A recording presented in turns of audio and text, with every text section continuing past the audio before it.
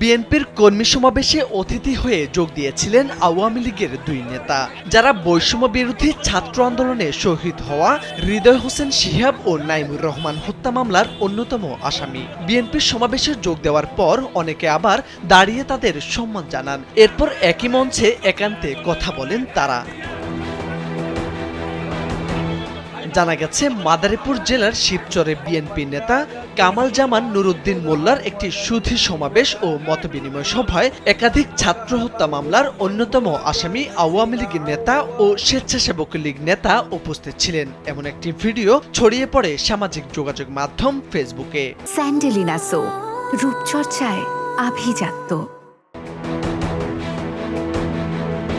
সোমবার সকালে শিবচর উপজেলার কাঁঠালবাড়ি ইউনিয়নের বাংলাবাজার এলাকায় সমাবেশ মঞ্চে কাঁঠালবাড়ি ইউপির চেয়ারম্যান ও উপজেলা আওয়ামী লীগের ত্রাণ ও সমাজ কল্যাণ সম্পাদক মহসিন উদ্দিন সোহেল ব্যাপারী উপস্থিত ছিলেন। সেই সভায় বিএনপি নেতা কামাল জামান নুরুদ্দিন মোল্লার সঙ্গে একান্তে কথা বলেন আওয়ামী লীগের ওই চেয়ারম্যান। এতে করে মিশ্র প্রতিক্রিয়া দেখা দিয়েছে বিএনপির নেতাকর্মী সহ সাধারণ মানুষের মধ্যে।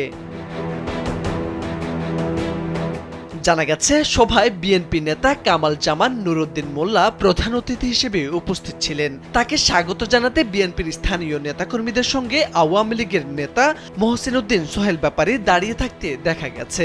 সভার মঞ্চেও বিএনপি নেতা নুরুদ্দিন মোল্লার সঙ্গে একান্তে কথা বলেন ওই চেয়ারম্যান।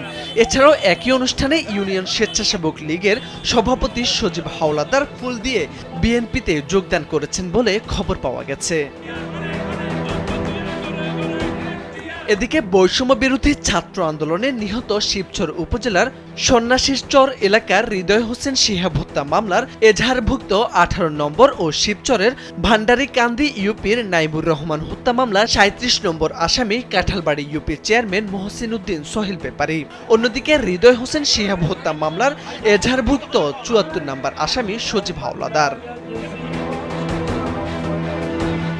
উপজেলা আওয়ামী লীগের সাবেক সভাপতি লতিফ মোল্লার ছোট ভাই কামাল জামাল উদ্দিন মোল্লা একসময় আওয়ামী লীগের রাজনীতিতেও জড়িত ছিলেন বিএনপির ওই নেতা। 2008 সালের জাতীয় নির্বাচনে আওয়ামী লীগের মনোনয়নও চেয়েছেন তিনি। যোগদান ও সমাবেশে উপস্থিত থাকার বিষয় জানতে চাইলে সোহেল ব্যাপারী ও কামাল জামান নুরুদ্দিন মোল্লার মোবাইল ফোনে একাধিকবার ফোন দেওয়া হলেও তা বন্ধ পাওয়া যায়। তবে এই নিয়ে ক্ষোভ প্রকাশ করেছেন স্থানীয় বিএনপি নেতারা।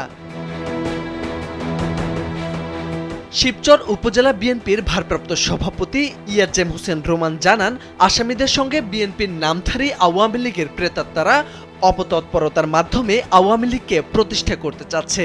যারা এই কাজগুলো করতে চেয়েছেন তাদের বিরুদ্ধে ব্যবস্থা নেওয়া হবে।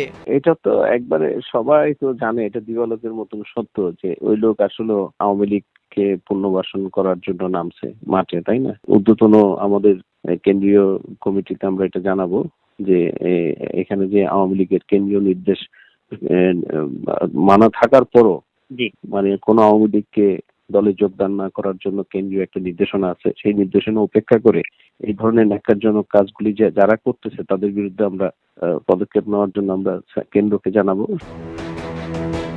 আওয়ামী লীগের ওই নেতাকে বিভিন্ন সময় দলীয় বিভিন্ন নেতাদের সঙ্গেও দেখা গেছে। তবে হুট করে বিএনপিতে অনুপ্রবেশ ও বিএনপির নেতারা আওয়ামী লীগের নেতাদের আশ্রয় প্রশ্রয় দেওয়া নিয়ে দলীয় ইমেজ নষ্ট হচ্ছে বলে মনে করেন দলীয় নেতাকর্মীরা। মোর্শেদ আলম, কালবেলা।